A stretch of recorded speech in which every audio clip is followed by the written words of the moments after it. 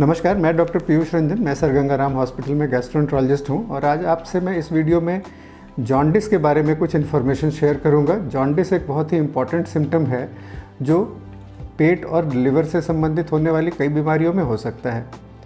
In fact jaundice का सबसे महत्वपूर्ण कारण लिवर में होने वाली बीमारियाँ हैं।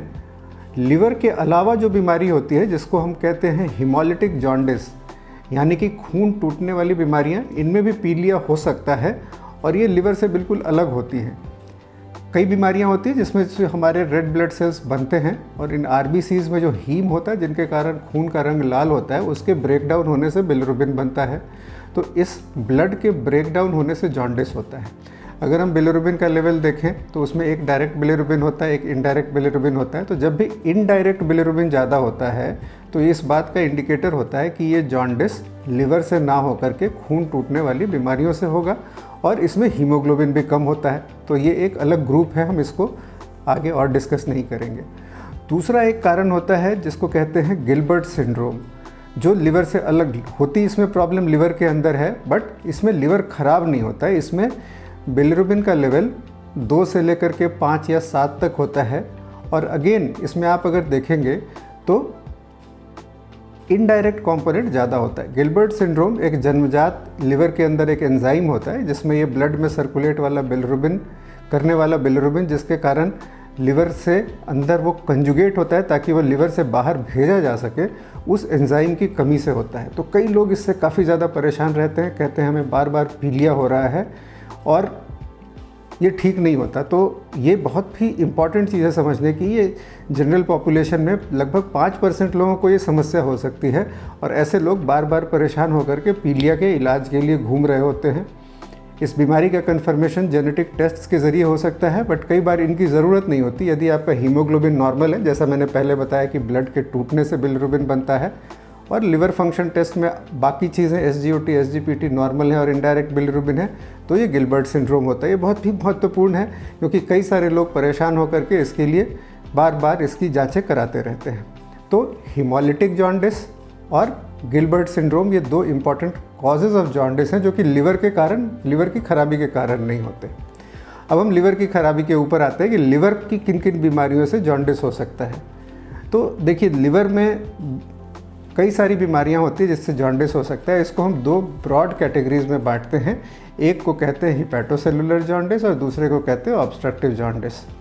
बिलिरुबिन लिवर के अंदर के सेल्स में बनता है। बिलिरुबिन यानी कि जो हम पीलिया में टेस्ट करते हैं पीलिया के लिए, और ये लिवर के सेल्स से सेक्रीट होकर के बाइल डक्ट्स के ज़रिए फिर पित्त की नली के ज़रिए होते हुए आंतों में पहुंचता है।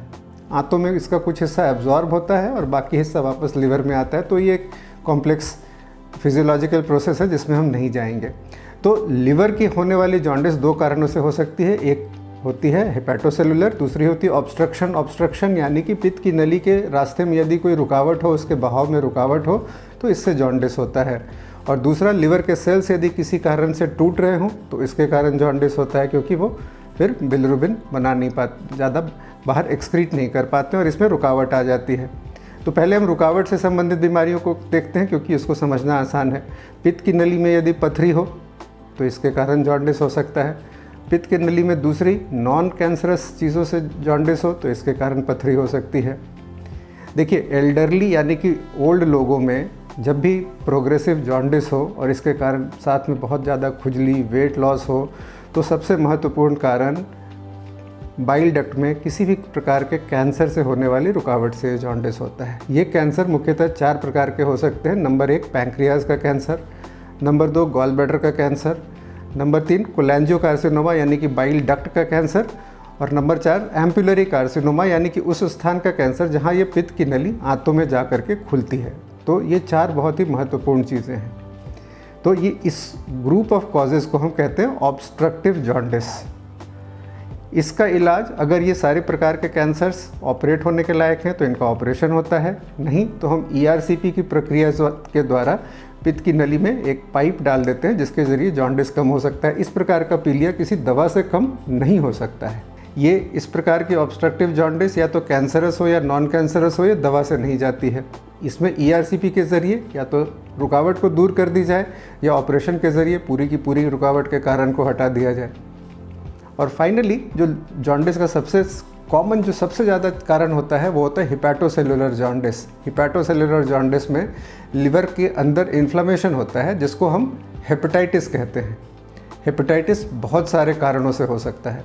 हेपेटाइटिस की अगर हम कारणों की लिस्ट को देखें तो सबसे ऊपर वायरल हेपेटाइटिस आता है। वायरल हेपेटाइटिस यानी कि जैसे वायरस शब्द आजकल काफ़ी प्रचलित है कोरोना वायरस के बाद, तो वायरसेस हमेशा से रहे हैं इस दुनिया में, मनुष्यों से ज़्यादा संख्या में है इस पूरे ब्रह्मांड में।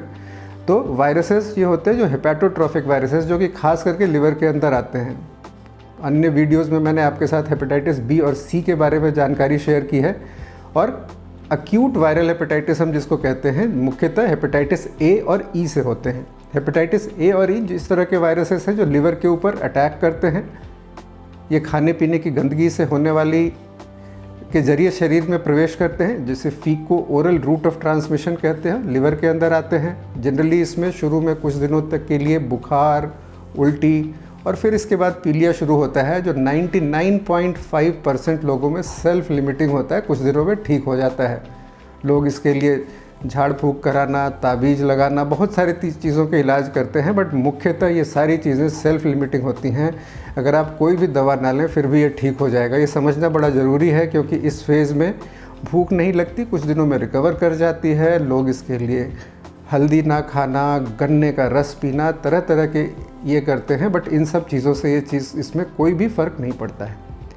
तो आप पूछेंगे कि अगर 99.5% रिकवर करते हैं तो बाकी 0.5% में क्या होता है। 0.5% लोगों में एक कंडीशन होती है जिसको कहते हैं अक्यूट लिवर फेलियर, यानी कि लिवर का काम करना बंद हो सकता है।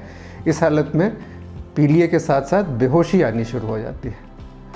अगर ये स्थिति आती है तो एक बहुत ही गंभीर स्थिति है जिसमें तुरंत अस्पताल में दाखिल होने की ज़रूरत है। 50 से 60% लोग इस स्थिति से भी इलाज के ज़रिए रिकवर कर सकते हैं, पर इनमें से कई सारे लोगों को अक्यूट कंडीशन में लिवर ट्रांसप्लांट की ज़रूरत पड़ती है। तो ये अक्यूट वायरल हेपेटाइटिस है, जिसमें ए और ई सबसे कॉमन कारण है। बड़ों में हेपेटाइटिस ई, बच्चों में हेपेटाइटिस ए सबसे कॉमन है हमारे देश में, और ये बरसात और इसके समय में काफ़ी होता है। ये वायरस एक तरह से एंडेमिक है, मतलब हमेशा के लिए यहाँ रहता है। तो अक्यूट वायरल हेपेटाइटिस के अलावा जो दूसरे कारण होते हैं जिनको हम कहते हैं ऑटो इम्यून हेपेटाइटिस, जिसमें बीमारी से लड़ने की जो हमारे शरीर की क्षमता होती है वो हमारे लिवर के अंदर नुकसान करती है, जिसके कारण पीलिया होता है। इसको ऑटो इम्यून हेपेटाइटिस कहते हैं। दूसरा एक बहुत प्रमुख कारण है ड्रग इंड्यूस्ड लिवर इंजरी, जिसको संक्षेप में डिली कहते हैं, DILI। इसके में क्या होता है कि कई सारी दवाइयाँ जो हम लेते हैं, मुख्यतः ये सारी दवाइयाँ लिवर के ज़रिए मेटाबोलाइज होकर के हमारे शरीर से बाहर निकलती हैं, और इसमें बहुत सारी दवाइयाँ लिवर को नुकसान करती हैं।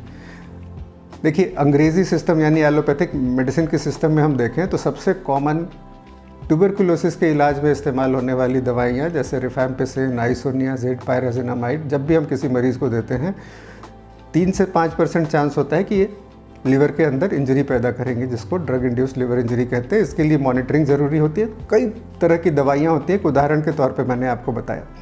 इसके अलावा बहुत सारी आयुर्वेदिक दवाइयाँ हैं जो लिवर के अंदर नुकसान कर सकती हैं। लोग ऑफ द प्रिस्क्रिप्शन बहुत सारी दवाइयाँ खाते हैं। इसमें कई सारी दवाइयों में क्या होता है ये नहीं पता है।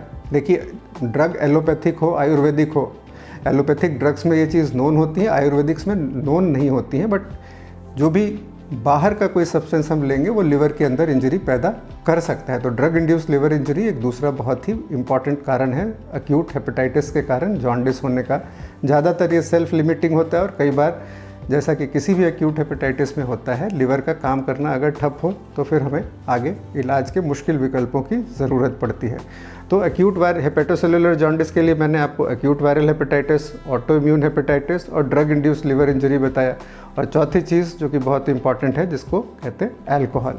अल्कोहल से जो जॉन्डिस होता है इसके बारे में मैंने एक अलग से वीडियो में इसकी जानकारी दी है, और आगे मैं आपसे अलग से इसके बारे में विस्तार में बात करूंगा। अल्कोहल एक बहुत ही कॉमन प्रचलित हमारे समाज में एक तरह की बुरी प्रथा है, जिसको कई लोग बहुत ज़्यादा मात्रा में लेते हैं।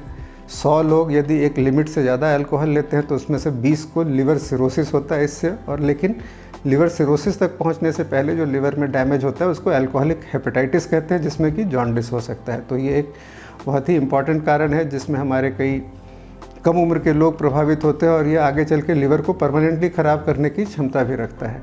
तो ये 4 प्रमुख कारण, acute viral hepatitis, auto immune hepatitis, drug induced liver injury और alcohol induced hepatitis, hepatocellular jaundice के ये 4 प्रमुख कारण हैं। तो जब भी आपको पीलिया हो, ज़्यादातर चांस है कि लिवर के अंदर की किसी बीमारी से है, या तो रुकावट के कारण होगा या लिवर के सेल्स के टूटने से, जिसको हेपेटाइटिस कहते हैं। लिवर से दूसरी होने वाली बीमारी के अलग जो होने वाली बीमारियां हैं, हिमोलिटिक जॉन्डिस एक बहुत ही इंपॉर्टेंट कॉमन है। ये आप एक मरीज़ के तौर पे अलावा कई डॉक्टरों के लिए, प्राइमरी केयर फिजिशियंस के लिए समझना बड़ा ज़रूरी होता है। और गिलबर्ट सिंड्रोम जो मैंने आपको बताया वो बहुत ही महत्वपूर्ण है समझना, क्योंकि उसमें बीमारी कुछ नहीं होती, थोड़ा सा बिलिरुबिन का लेवल बढ़ जाता है और लोग बार बार परेशान होकर के उसके लिए घूमते रहते हैं। तो इस वीडियो में दी गई जानकारी अगर आपको अच्छी लगी, आप इसको अपने दोस्तों से, अपने फैमिली मेम्बर से शेयर कीजिए। और किसी भी इससे संबंधित आगे की जानकारी के लिए आप अपने निकट के डॉक्टर या मुझसे आकर के हॉस्पिटल में मिल सकते हैं। धन्यवाद।